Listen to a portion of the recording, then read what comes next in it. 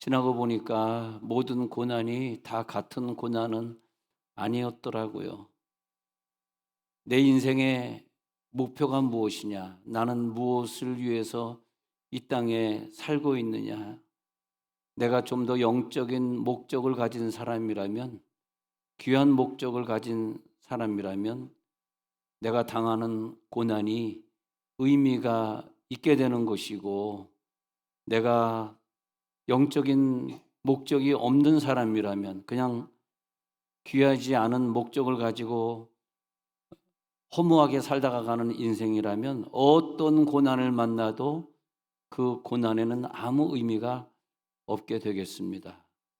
어떤 고난은 복음의 진보가 되는 것이고, 어떤 고난은 아무 진보가 안 되는 것이고, 예수님의 십자가의 고난은 의미가 있는 고난이죠.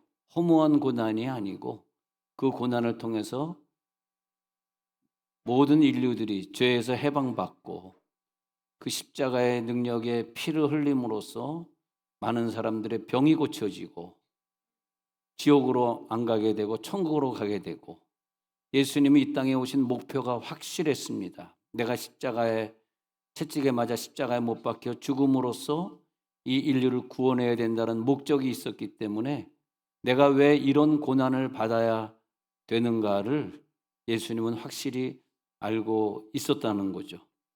내가 좀 성공을 못해도 괜찮습니다. 내가 다른 사람보다 가난해도 괜찮습니다. 그러나 내 인생의 목적은 분명해야 합니다. 내가 어디로 가고 있는 것인가? 내가 이 고난을 통해서 얼마나 많은 사람들에게 구원의 복음이 증거되고 있는 것인가? 그것이 문제죠. 그래서 내가 당한 이 고난이 하나님의 목적, 하나님의 그 복음 사역의 목적과 내 고난이 같은 선상에 있는 고난이냐? 그 하나님의 목적과 내 목적이 일치함으로 말미암아 내 고난이 하나님 앞에 쓰임 받고 있느냐? 그게 이제 문제가 되는 거죠. 그래서 내 인생의 길이 하나님의 목적에 합당하게 될 때, 그때 어떤 고난이 와도 그 고난이 기쁜 거예요. 고난이 기쁜 거다고. 홍콩에 동신교회 부흥회를 하고 왔을 때, 제가 지금 홍콩에 좀 알려지다 보니까 홍콩에 있는 어떤 분이 전화가 와서 자기가 한국의 어떤 대형 병원에 입원해 있는데 와서 기도 좀 해달라고, 홍콩에서 제 집회를 참석하셨다고. 그래서 가서 보니까 결혼도 안 한 30대 젊은 여성이에요. 근데 자기가 전도사를 하고 있는데 자기 식구 중에 예수 믿는 사람이 하나도 없대, 하나도 없대. 그러면서 자기가 이제 암이 걸렸는데 이제 수술 못하고 자기는 이제 가야 될 것 같다 그러는데, 이 30대 한 중반이나 됐을까? 이 젊은 여자의 얼굴이 얼마나 환한지 내가 은혜를 받고 왔어요. 지금 긴장되고 슬프고 때로는 화나고 그럴 시간인데, 그 얼마나 평온하게 나를 맞이하는지.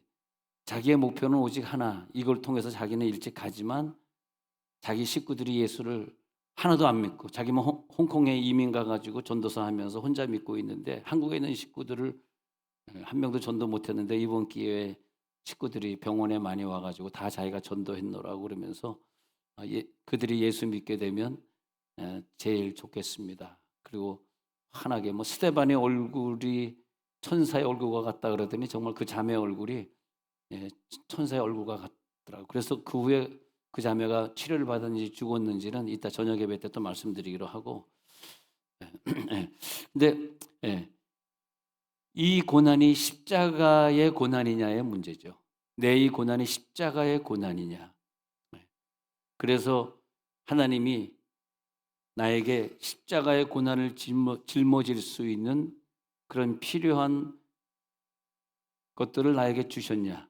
그리고 그 고난을 통과한 다음에, 문제는 거죠. 고난을 통과한 다음에 그 고난이 십자가 고난인지 어떻게 아냐 하면은, 복음이 증거됐으면, 그 고난을 통해서 많은 사람들이 예수를 믿게 되고 변화가 됐으면 십자가의 고난이고, 그죠? 예수님은 십자가 졌지만 그 후에 인류가 구원을 받았잖아요. 그렇게 봐야 합니다. 철저하게 우리는 어떤 고난을 만났을 때 무심코 지내지 마시고 이것이 예수의 십자가와 나와 무슨 상관이 있느냐. 응? 그래서 바울은 자기의 목표가 이방인의 사도가 되는 것이 목표라고 주님이 알려주셨기 때문에 철저하게 복음 전파가 자기 생의 목적이었단 말이죠. 그렇기 때문에 어떤 고난을 만나도 이방인의 복음 전파와 항상 연결을 시켜서 해석해냅니다. 오늘 내게 주어진 이 사건을 우리는 어떻게 재해석해낼 것이냐? 그것은 내가 이 땅에 왜 왔지? 이방인의 복음 전파를 하러 왔지. 정말 감사한 것은 우리 교회가 여기 개척했을 때 이몬주 선교사님을 풀타임 선교사로 이제 생활비 다 대주는 선교사로 파송하기 시작해가지고 많은 선교사를 파송을 해서 오늘도 이몬주 선교사님이 오셨는데 이제 다음 오늘은 좀 바쁘고 다음에 수요일 저녁에 설교하시라 그랬는데 그러니까 하나님이 볼 때 야, 이 교회는 선교사를 계속 파송하니까 이 교회는 부흥돼야 되겠다. 3년 동안 코비드 19이 전염병이 지나가면서도 이 교회는 줄면 안 되겠다. 왜냐하면 목표가 있으니까요. 목표는 뭐냐? 목표는 선교죠. 무슨 목표가 있어요? 내 인생의 목표가 뭐가 그렇게 대단하겠습니까? 네? 그게 무슨 의미가 있냐고. 내 인생의 목표가 좋은 직장에 가는 게 큰 의미가 있습니까? 또 돈을 많이 버는 게 큰 의미가 있습니까? 그런데 그 직장이 좋은 이유는 내가 그 직장에 가는 목표가 있으니까 직장이 좋은 거고. 할렐루야. 어? 그렇지 않습니까? 나 그 직장이 좋아. 왜? 목표가 있으니까. 여러분, 저는 국세청 신우회를 화요일마다 가서 인도하는데 여러분들도 좀 신우회 좀 다 나오시기 바랍니다. 청사에 근무하시는 분들 우리 신우회에서 만나십시다. 아멘도 좀 해주라. 불쌍하다. 네. 근데 우리가 청사 다니는 이유가 뭐냐고. 신우회 열심히 해가지고 청사를 부흥시키려고 하나님이 나를 청사 직원으로 만들었지. 거기 가서 남들보다 월급 조금 더 받는다고 뭐 그것 때문에 우리를 청사로 불렀겠습니까? 그래서 바울은 내 인생의 목표가 뭐지? 하나님의 목표를 알려주셨어. 너는 이방인의 사도가 되어야 된다. 그래서 그는 항상 생의 목적이 하나가 있었는데 복음 전파. 복음 전파로 목적이 있다 보니까 자, 갈라디아서 1장 15절에서 자기의 자기 태생이 뭐냐 그랬더니 나를 택정하시고 그의 은혜로 나를 부르신 이가 나를 갖다가 선택하셨는데 나를 어머니 태로부터 택정하시고 아주 그냥 뱃속에 있을 때부터 거슬러 올라가서 그때로부터 해가지고 나를 그때 이미 불렀지. 자, 이걸 해석해내야 돼요. 내가 왜 그때 태어났지? 왜 그때 그 뱃속에 있었지? 그때 택정하시고 그의 은혜로 나를 부르신 이가 16절에 넘어가 가지고요. 또 그의 아들을 이방에 전하기 예수님을 이방에 전달하기 위해서 내 속에 나타내시길 기뻐하셨을 때 내가 곧 혈육과 의논하지 아니하고 그러면서 하나님은 나를 바울은요 에베소서에 보면 태초 전부터 택정했다. 어느 구절에는 엄마 뱃속에서 택정했다. 어느 구절에는 내가 30대에 백성 이제 크리스천들을 갖다가 핍박하다가 선택받았다. 그런 식으로 자기가 선택받고 예정되고 주님의 일을 하게 된 모든 이유를 복음 전파와 연결시켜 버리는 거. 다시 말하면은 나는 원래 태생이 복음 전파자야.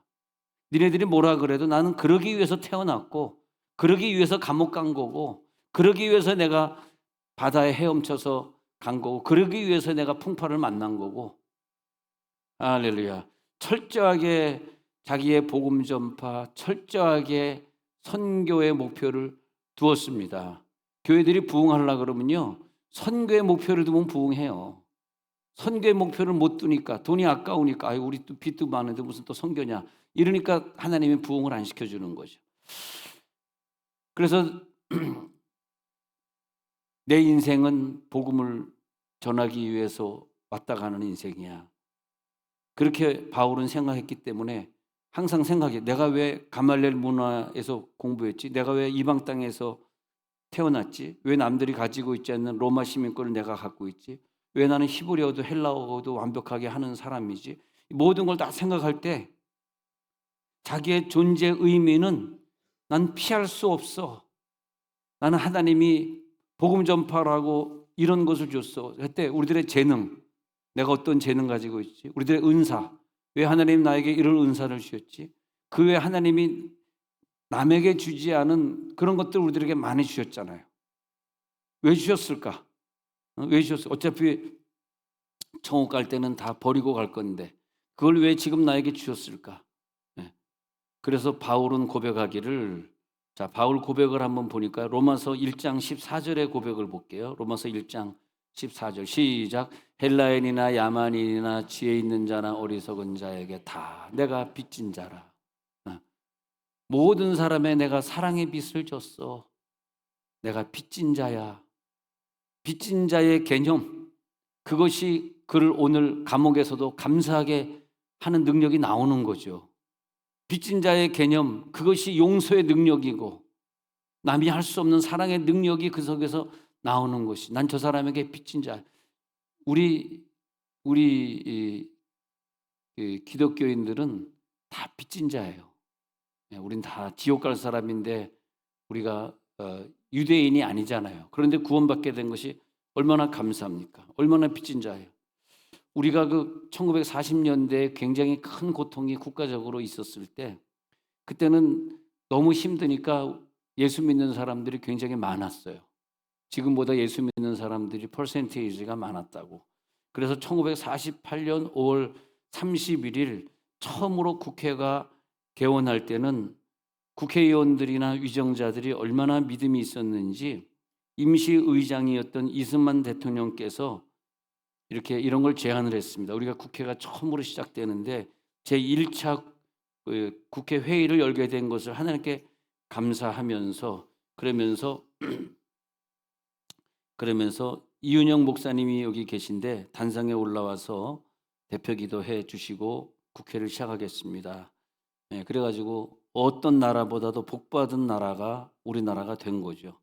그래서 국가적으로 중요한 위치에 우리들이 서 있는 뭐 국회의원이나 그런 분들이 굉장히 하나님을 의지하고 하나님 앞에 기도하고 그랬던 거죠. 그랬더니 군 장성들이나 장관들이나 능력 있는 경제인들이 다 예수를 믿어야 된다고 했고, 그렇게 했죠. 물론 이제 좀 불미스럽게 부정선거로 이승만 대통령은 내려오게 됐습니다만은 어쨌든 국회가 시작할 때 그런 일들이 있었습니다. 그러니까 우리나라 사람들은 빚이 많은 사람들이라, 만약에 우리들이 국회에서 그렇게 기도하고 하는 나라가 아니었더라면은 우리가 어떻게 베트남, 캄보디아, 필리핀보다 잘 사는 나라가 됐겠습니까? 그들보다 더 못 사는 나라였는데 그렇지 않습니까? 그래서 바울은 나는 빚진 자야. 하나님 앞에 나는 늘 빚을 갚으려고 하는 자세. 고린도전서 9장 16절에서 내가 이 복음 전하는 것은 하나도 자랑할 것이 없어 하면서 부득불 내가 할 일이야. 만일 내가 복음을 전하지 않으면 나는 빚진 자기 때문에 그 빚을 하나님이 갚으라고 할 걸. 그래서 내가 화가 있을 것이야. 바울이 어떤 화가 있을 때는 항상 내가 빚을 못 갚아서 그런가? 내가 복음을 전하지 않아서 그런가? 하면서 내가 복음을 전해야 되는 것은 부득불 내가 할 일이야. 이건 내가 꼭 해야 되는 일이야. 그렇게 항상 말하는 거죠. 그리고 하나님의 그 목표인 세계 선교만 내 인생을 통해서 다 이루어진다면 나 지금 순교해도 괜찮아. 나 지금 내가 다 파산하고 없어져도 괜찮아. 내 인생에 그 이상의 어떤 질병이 오고 어떤 손해가 온다 할지라도 하나님이 나에게 주신 그 목표를 다 이룰 수만 있다면 나는 지금도 내 목숨이 아깝지 않아. 결국은 그런 순교하고 가지 않습니까? 그러면서 내게 복음을 전하지는 화가 있을 것인데, 그래서 복음 전파의 세계 선교의 플러스만 된다면 이 감옥에 갇혀 있는 고난은 나에게 유익이야. 할렐루야. 근데 그런 하나님의 목표에 내가 도달하지 않는 것이라면 아무것도 나에게 유익이 없어. 이게 나에게 무슨 유익이야? 복음 전파에 아무 관계가 없는데. 그래서 어떤 고난을 만나도 복음 전파엔 유익이 됐으면 좋겠다. 복음의 진보가 됐으면 좋겠다. 그렇게 생각하는 거죠.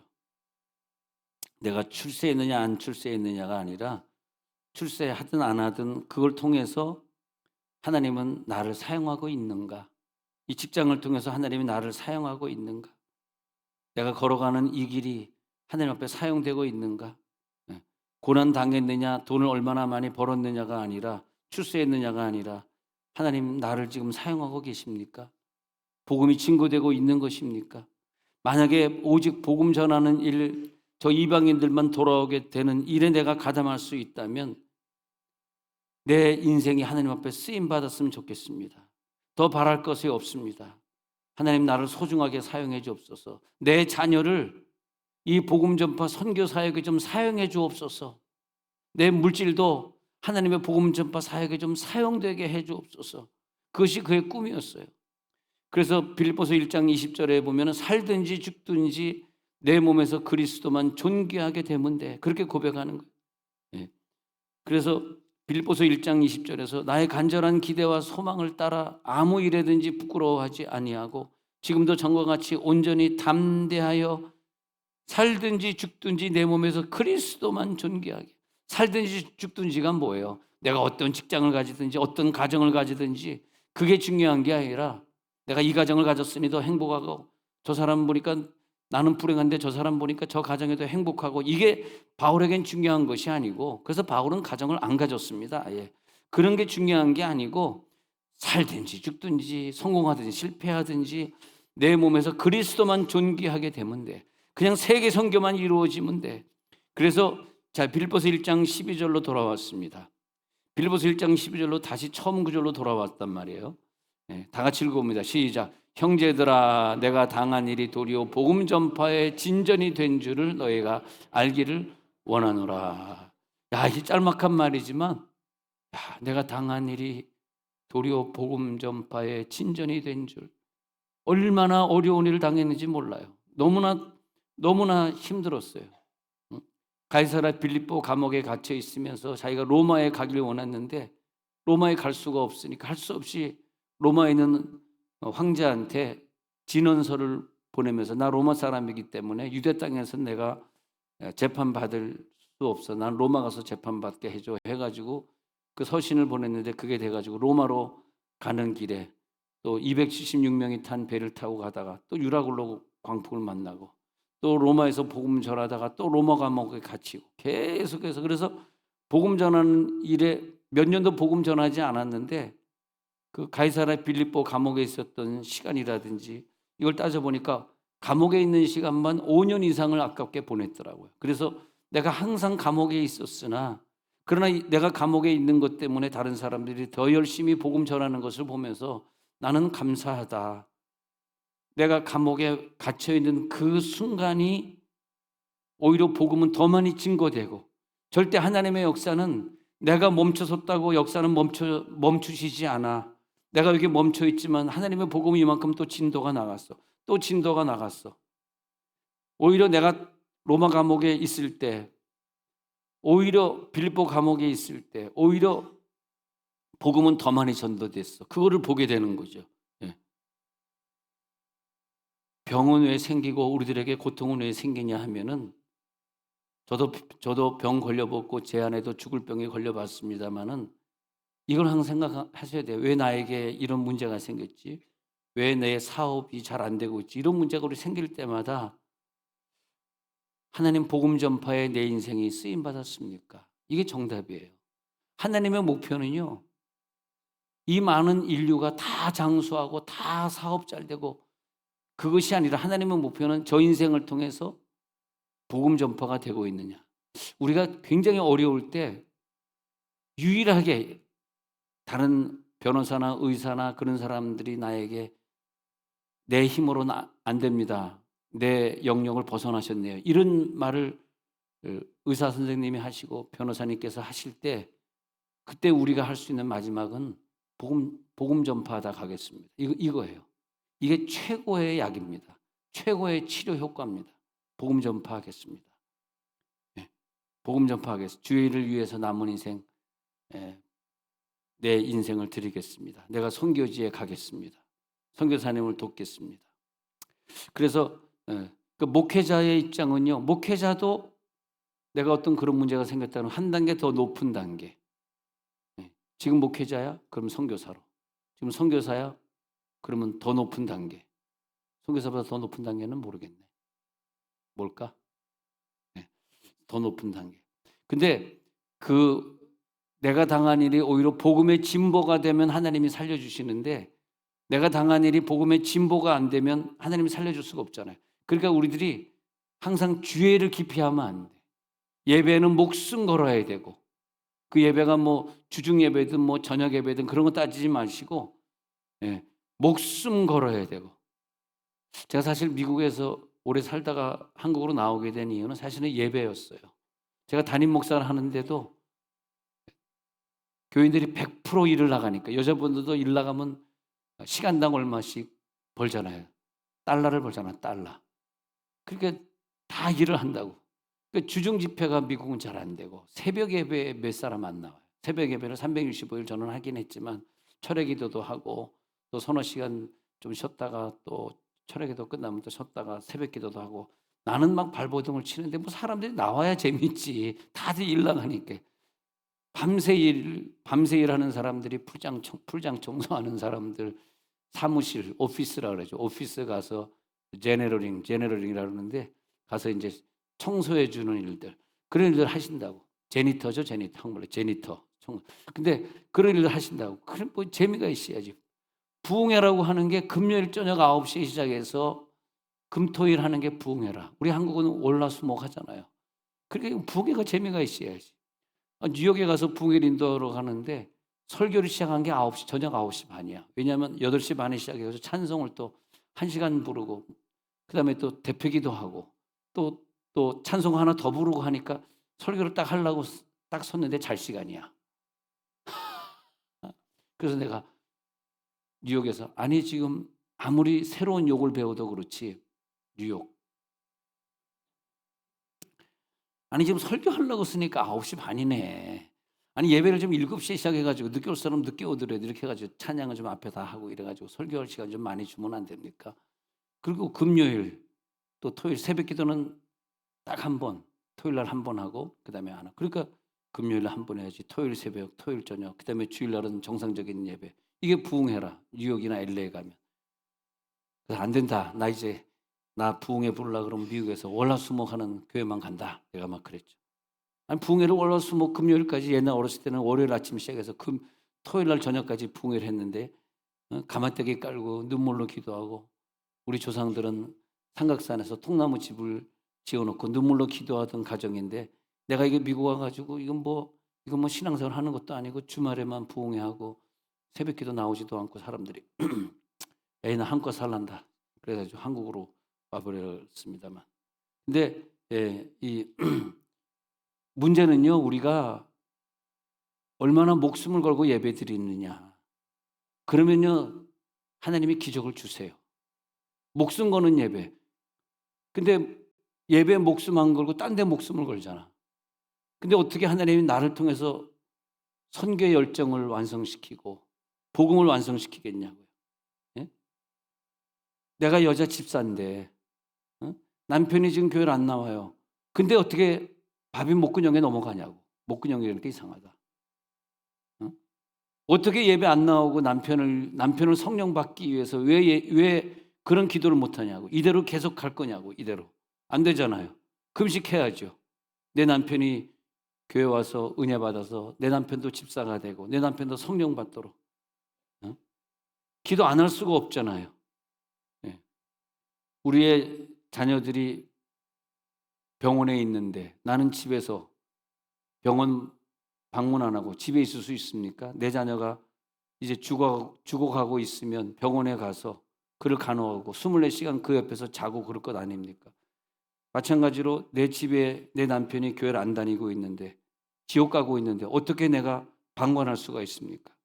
병원에 있는 사람이나 마찬가지인데 병원에 같이 가서 간호하듯이 우리는 교회 와가지고 그를 갖다가 변화시켜야 되겠죠.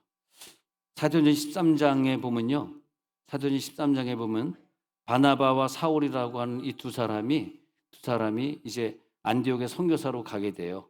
그래서 사도행전 13장에 제가 보면은 사도행전 13장에서 보니까 따로 세우라. 바나바와 사울을 따로 세우라. 그렇게 말을 합니다. 13장 1절에 한번 볼게요. 사도행전 13장 1절에. 그래가지고 이제 안디옥에 선교하러 간다고. 안디옥이 굉장히 멀죠. 근데 13장 2절에 주를 섬겨 금식할 때 성령이 따로 오세요. 그래서 3절에 보니까 금식하며 기도해가지고 두 사람을 안수하여서 선교사로 보냅니다. 근데 선교사로 가는데 6절에 보니까 거짓 선지자인 마술사를 만나는데 총독 서기오 바울에게 복음 전하는데 이 마술사가 바예수라는 이 마술사가 자꾸 방해를 해요. 방해를 해가지고 8절에 보니까 이 마술사 엘루마는 그들을 대적하여 총독으로 믿지 못하게 애쓰고 있어요. 그때 9절에 바울이라고 하는 사울이 성령이 충만하여 그를 주목하여 말하기를 이 거짓과 악행이 가득한 자요 마귀의 자식이요 모든 의의 원수요 주의 바른 길을 굽게 하기를 그치지 아니하겠느냐. 이 마귀와의 우리의 싸움입니다. 복음 전파를 방해하고 있는 마귀와의 싸움인데 그러면서 11절에서 주의 손이 내 위에 있으니 네가 맹인이 되어 얼마 동안 해를 보지 못하리라 하고 선포해가지고 바울은요 복음 전파로 가는 일에 능력으로 저들을 안수해주고 기도해주고 막 입신시키고 방언받게 해가지고 저들을 변화시켜야 되는데 능력이 더 필요하잖아. 안수할 때마다 방언이 터져야 되고 안수할 때마다 확 삶이 변화되어가지고 자기 인생을 다 바치고 이런 역사가 나타나야 되는데 그 역사가 나타나기 위해서 하나님이 항상 그 사람들 안디옥 교회 사람들 만나기 전에 마귀를 한번 만나게 하신 거예요. 그게 늘 그렇더라고. 이 박수 엘루마를 만나가지고 마귀와 1차전 한번 붙게 만들어가지고 그 마귀와 싸우 이기게 만들어가지고 그 박수 엘루마가요 11절에서 맹인이 되라 그랬더니 안개가 어둠이 덮어가지고 앞길을 알지 못하고 헤매고 있는 그때 이제 총독이 그의 가르침을 그의 기적을 보고 12절에서 그의 가르침을 보고 깜짝 놀라게 돼요. 이 사람 진짜 능력이 있네. 와 진짜 대단한 사람이네. 그걸 알게 돼요. 사도행 16장 6절에도 넘어가서 보니까요. 자 이제 이 고난이 나에게 무슨 의미가 있는가? 마귀가 나에게 나타났어. 이게 나에게 무슨 의미가 있는가? 마귀를 싸워 이기시기 바랍니다. 16장 6절에도 또 성령이 아시아에서 말씀을 전하지 못하게 아시아에 가서 복음을 전하고 있는데 유럽으로 다시 가라는 그런 어려움이 왔어요. 바울에게는 굉장히 어려움이 다시 또 돌아가야 되고 배를 또 다시 타야 되고 9절에 보니까 밤에 환상이 나타나가지고 마게도냐로 건너와서 우리를 도우라고 막 하고 있죠. 근데 왜 이런 일이 나에게 있어졌을까 생각하고 갔더니 16장 16절에 가서 보니까 그래서 빌립보에 가서 보니까 루디아를 만나게 하는 16장 16절에 가서 루디아는 14절에서 만나고 14절에서 루디아를 만나가지고 루디아를 통해서 복음 전하게 됐는데 또 다른 능력이 필요할 때는 16절에 가가지고 점치는 귀신 들린 여종 하나를 만나요. 그래가지고 그 귀신 들린 여자가 소리질러 이르되 이 사람들은 지극히 높은 하나님의 종으로서 구원의 길을 너에게 전하는 자라. 그래서 7절에서 막 괴롭히는 거라고. 18절에 보니까 바울이 괴로워가지고 또다시 1차전은 귀신과 한판 또 붙어야 돼. 그러니까 우리의 고난이라고 하는 게 귀신과 한판 붙는 역사일 수 있어요. 18절에서 보세요. 그 귀신에게 이르되 예수 그리스도의 이름으로 내가 내게 명하노니 그에게서 나오라 하니 귀신이 즉시 나오니라. 믿으면 아멘 하시기 바랍니다. 그 귀신과의 한판이 붙어서 뭐가 생겼냐? 바울에게는 귀신 쫓는 능력이 생겼잖아요. 그 능력을 어디다 쓰느냐? 가서 이방인들에게 복음 전하는 데 쓰더라 이거예요. 그런 능력이 없이 어떻게 선교가 되겠냐 이거예요. 그래서 나는 선교사를 파송할 때마다 당신 어떤 은사가 있습니까? 당신 매일 새벽기도 하던 사람입니까? 매일 철야기도 합니까? 하루에 몇 시간 방언기도 했어요. 선교지에 가서 그 원주민을 어떻게 전도하려고 그 원주민에 매일 새벽기도 시키고 방언기도 시켜야지 걔네들이 확 부흥하지. 어떻게 걔네들이 부흥하겠냐고. 그래서 전 별로 기도 생활 안 했는데요. 하루에 성경 몇 장 읽었어요. 하루에 몇 시간 기도했어요.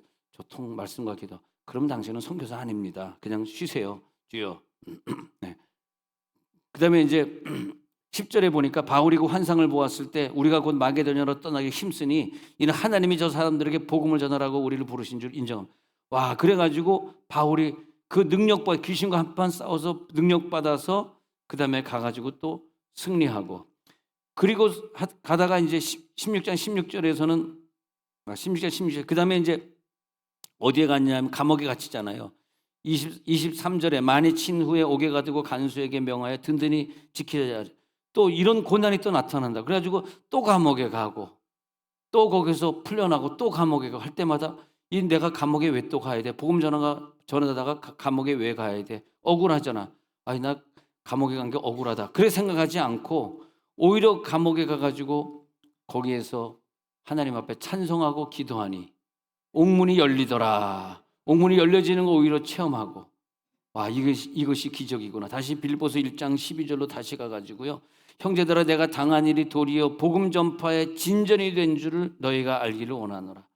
빌보 감옥에 갇혀가지고 든든히 찾고 쌓였을 때 복음의 전파가 되어야지 하고 막 찬송을 하니까 다른 간수들이 막 듣게 되고 다른 죄수들이 듣게 되고 막 찬송하고 거기서 기도와 찬송이 포함되니까 옥문이 열려지게 되고 그래서 13절에 보니까 이러므로 나의 매임과 그리스도 안에서 모든 시위대 안과 그 밖에 모든 사람에게 그 능력이 감옥의 능력이 나타났으니 오히려 나는 감옥에 있지만 14절에서 형제 중 다수가 나의 매임으로 말미암아 주 안에서 신뢰함으로 겁 없이 하나님의 말씀 내가 감옥에서 더 찬성하고 기도하고 있으니까 겁 있던 그 사도들이 이제는 겁 없이 막 복음을 전하는 자들이 되었다 이거예요.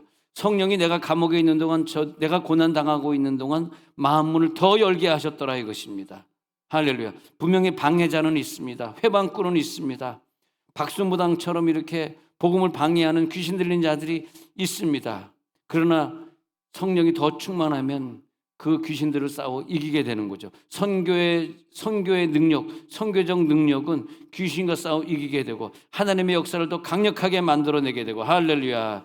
그래서 로마서 8장 28절에 결국 선교하는 사람, 복음 전하는 사람에게는 예수의 십자가의 능력도 그렇고 로마서 8장 28절 잘하는 구절인데 시작. 우리가 알거니와 하나님을 사랑하는 자 곧 그의 뜻대로 부르심을 입은 자들에게는 모든 것이 합력하여 선을 이루느니라. 결국은 이 감옥의 사건, 이 질병의 사건, 이 모든 사건들이 합쳐지면 화학 반응을 일으키면서 선이 뭐냐? 선교를 이룬다 이거예요. 결국은 하나님의 복음 전파를 이루게 된다. 하나님 나를 통하여서 복음 전파에 사용되게 나를 사용해 주옵소서. 나를 통하여 선교 사업에 내가 사용되게 해 주옵소서. 그렇게 되는 거죠. 네.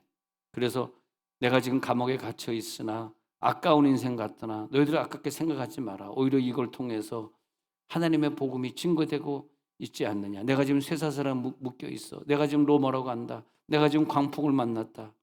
그러나 하나님은 나를 보호하실 거야. 왜? 나에겐 복음 전파의 사명이 있으니까. 복음의 진보가 될지어다. 하나님의 역사가 나타날지어다. 고난은 복음의 사람은요 고난을 만나면 더 강해지는 거예요. 복음이 없는 사람은 고난은 그 사람을 약하게 하는 거예요. 그러나 우리는 더 강할 수 있습니다. 우리는 더 이겨낼 수 있습니다. 신비롭고 놀라운 성령의 역사가 나타나리라. 그래서 나는 여러분들에게 늘 모든 것이 다 감사한 것 같아요. 모든 것이 다 감사해. 왜냐하면 어느 교인이 좀 병을 위해서 기도해야 된다 그러니까 전 교인이 다 금식하겠다고. 어떤 사람은 21일 금식하겠습니다. 어떤 사람은 일주일을 금식하겠습니다. 제가 목회하면서 굉장히 뜨거운 교회 전교인 다 방언으로 1시간 2시간 기도하는 교회를 목회하다 보니까 굉장히 교인들하고 우리가 서로 굉장히 가까워지고요. 다른 교회에 비해서 그 기도를 주고받는 그 능력이 학가다 중보기도 팀이나 무슨 힐링 캠프 팀이나 두나미스 팀이나 또 우리 목장의 그 기도 팀들을 보면은 단톡을 읽어보면은 굉장히 뜨거운 것 같아요. 너무너무 감사하고 이래서 우리들이 하나가 된 걸 하나님이 기뻐하겠구나. 할렐루야 할렐루야. 분명히 모든 질병을 다 고쳐주실 줄로 믿습니다. 할렐루야. 모든 질병들이 다 떠나갈지어다. 그래서 디모데후서 2장 9절에서는 이 복음을 인하여 내가 죄인과 같이 죄인 매이는 데까지 감옥에 가는 데까지 고난을 받았지만은 그러나 하나님의 말씀은 매이는 것이 아니다. 하나님의 말씀은 4차원의 세계다. 내 육체는 감옥에 있지만 하나님의 말씀은 매이지 아니하리라. 난 우리 교회의 그 능력이 바로 이런 것 아닌가 그런 생각을 해봅니다. 우리 교회에서 강력하게 기도하는 것, 기도의 능력이 감사하고 또 좀 다른 얘기지만은 제 차가 다 쭈그러져 가지고 30만 마일을 달리니까 사실 우리 부부가 여기 기척해 가지고 차 한 대로 살았어요. 여러분들은 부부가 다 두 대잖아요. 저는 한 대로 살았는데 와이프가 항상 신방 갈 때마다 여보 오늘 차 타. 나 오늘 연합회 있어서 차 타고 가야 돼. 근데 불편하게 살았는데 어느 교인이 작은 헌금을 해 주셨습니다. 그래서 이제 송금을 해 주셨는데 예, 이제 살라고 보니까 아반떼는 살 수 있겠더라고. 아반떼 중고. 예. 하여튼 그래서 여러분 감사하고 이제 아반떼 중고라도 하나 사가지고 차 두 대가 움직여야 되겠다. 왜냐면 우리 신방으로 둘이 같이 가야 되는데 예, 이렇게 한 대가 있어서 늘 이제 저는 이제 교회 스트렉스를 타고 그렇게 했었는데 하여튼 예, 그런 분들에게 감사하고 우리 교회는 그런 거 아닙니까? 우리 교회는 이렇게 연합이 되고 합력이 되고 누가 아프다 그러면 서로 금식하겠다 그러고 내가 그 단톡을 보면서 너무 감사하더라고. 하나님 우리 교회를 일반 교회가 아니라 막 뜨겁게 기도하는 교회, 매일 철야하고 매일 금식하고 새벽 기도하는 그런 교회를 만들어준 그런 축복이 바로 우리의 축복이 아니겠는가. 그래서 나는 여러분들 제발 한 사람도 아프지 않았으면 좋겠어요. 네? 네. 나는 부모에게 건강을 부여받았는지 지금까지 아프지 않고 살고 있는데 나처럼 여러분 좀 건강하게 건강한 사람 좋겠고 키는 크지 마. 160 이상은 되지 말고 예, 예, 건강하게 사시길 바랍니다. 자 이제 눈을 감고 기도하려고 합니다.